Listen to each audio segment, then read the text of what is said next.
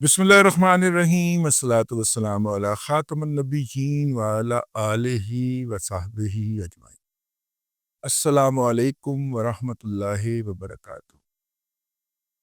हमने कल एक व्लॉग किया था, उस व्लॉग में हमने आपको बताया था कि उम्रे के दौरान, हज के दौरान जो हमारे दोनों क़यादत सिविल और मिलिट्री क़यादतें जनाब शहबाज शरीफ साहब वज़ीर आज़म पाकिस्तान और जनाब फील्ड मार्शल हाफ़िज़ सैयद आसिम मुनीर शाह साहब जब मौजूद थे तो MBS ने एक फरमाइश कर दी, और फरमाइश जो थी वो ये थी कि जनाब भारत के बैनुल अक़वामी बॉर्डर के का आप एहतराम कर लें, और वो जो आपने ये बहावलपुर के सेक्टर के अंदर आप 18-19 किलोमीटर अंदर जा चुके हैं, काली का मंदिर है वहाँ पे, गूगल कर दीजिए अभी, और फिर बॉर्डर से उसका फासला माप लीजिए।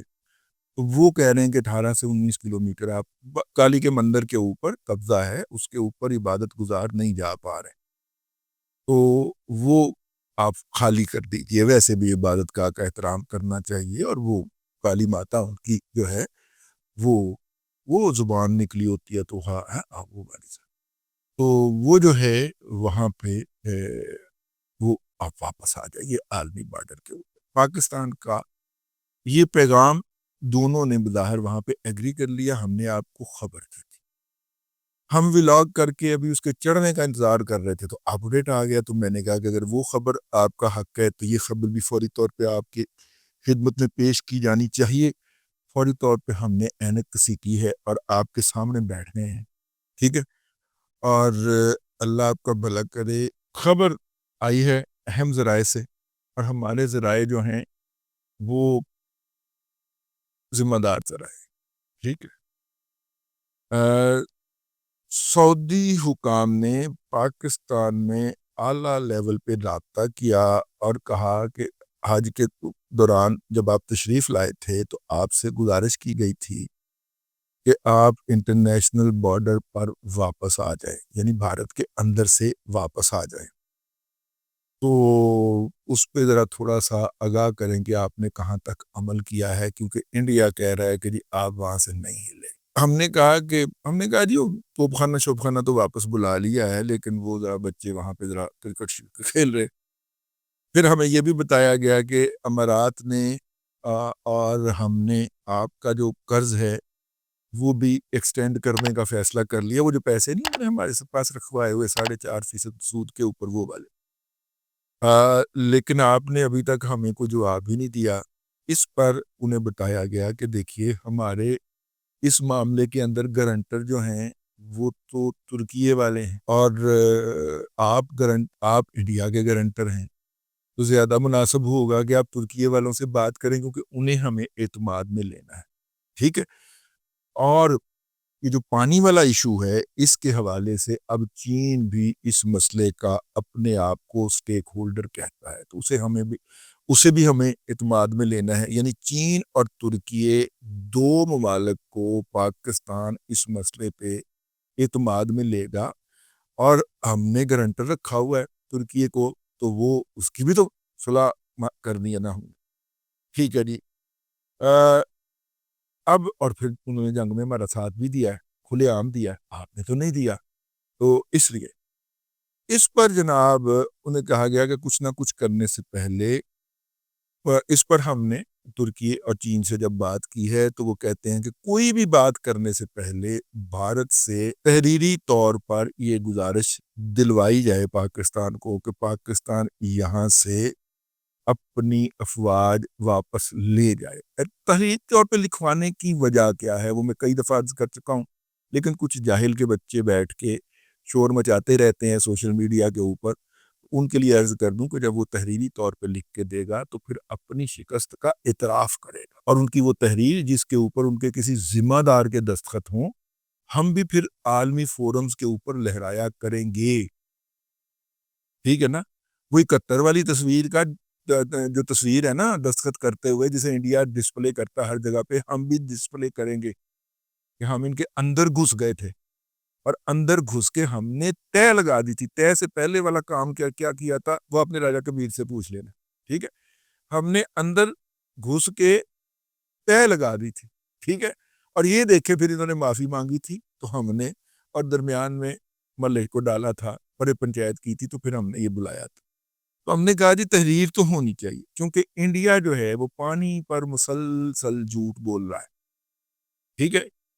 شملہ معاہدے پر مسلسل جھوٹ بول رہا ہے. اگر ہم آپ کے کہنے پر واپس آ جاتے ہیں اور وہ اپنی حرکت سے باز نہیں آتا، جو کہ اب تک نہیں آیا، تو دوسری بار پھر جنگ ضروری ہو جائے گی. کیا آپ چاہتے ہیں کہ دوسری بار پھر جنگ ہو؟ ٹھیک ہے. اس لیے ہمیں کچھ وقت دیں. ہم آپ کے مشکور ہیں. فیلڈ مارشل صاحب نے جن علاقوں پر پاک آرمی قبضہ کر چکی ہے، اس پر پاکستانی پرچم لہرانے کے لیے 16 جون کا وقت دیا.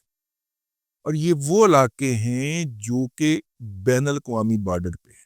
یہ آپ نے ذہن میں رکھنا ہے کہ سیالکوٹ والا بارڈر بین الاقوامی بارڈر نہیں ہے، ورکنگ باؤنڈری. ایل او سی بارڈر نہیں ہے، لائن آف کنٹرول ہے، خط متحرکہ جنگ ہے، سیز فائر لائن ہے، ٹھیک ہے. ان کے اوپر سے ہم نے واپس نہیں آنا. آہو کہہ دیتا گیا صرف عالمی بارڈر سے باولپور سے کچھ ریتلا علاقہ چھڑنا ہے ہم نے، ٹھیک ہے. تو اس لیے ہمیں کچھ وقت دیں.